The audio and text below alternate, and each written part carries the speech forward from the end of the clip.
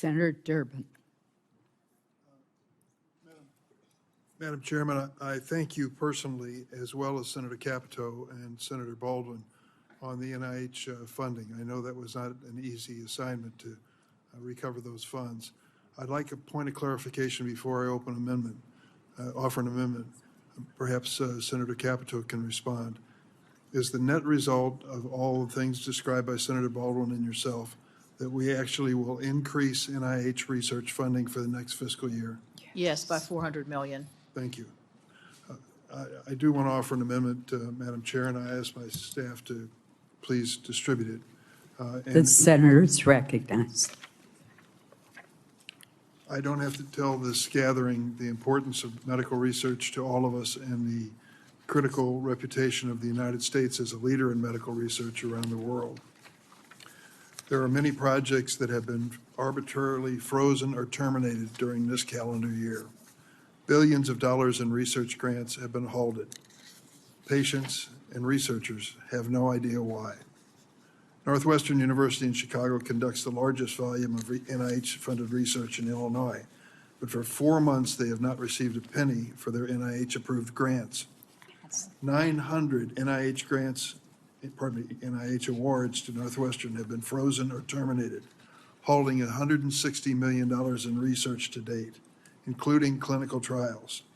This includes research into the world's smallest pacemaker for newborns with congenital heart defects. That is the #1 congenital illness that infants face in America, heart defects. I know of that issue personally.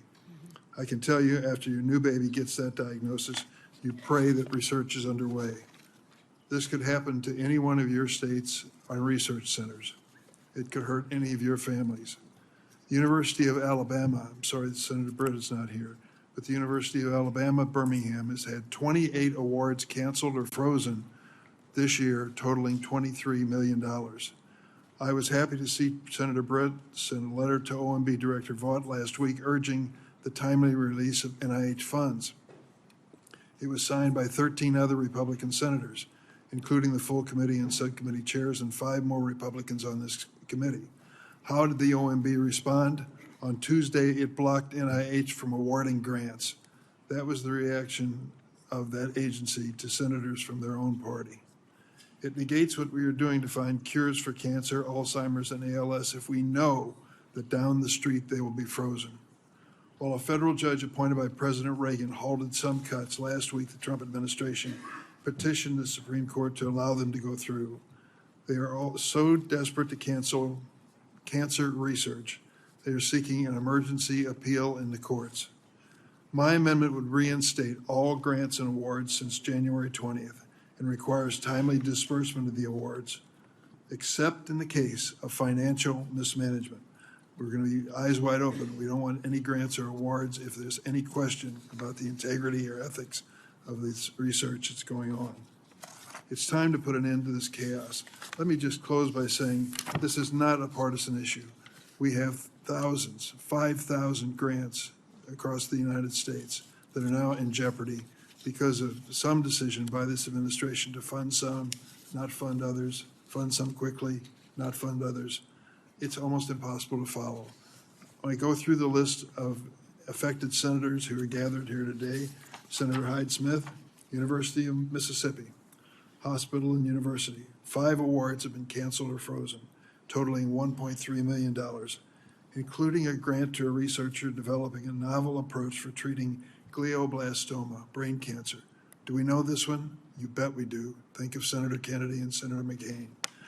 Senator Bozeman, University of Arkansas, 3 awards canceled, totaling $1 million. Arkansas Cancer Coalition, 2 awards canceled, totaling $1 million, including research to reduce cancer death in rural areas.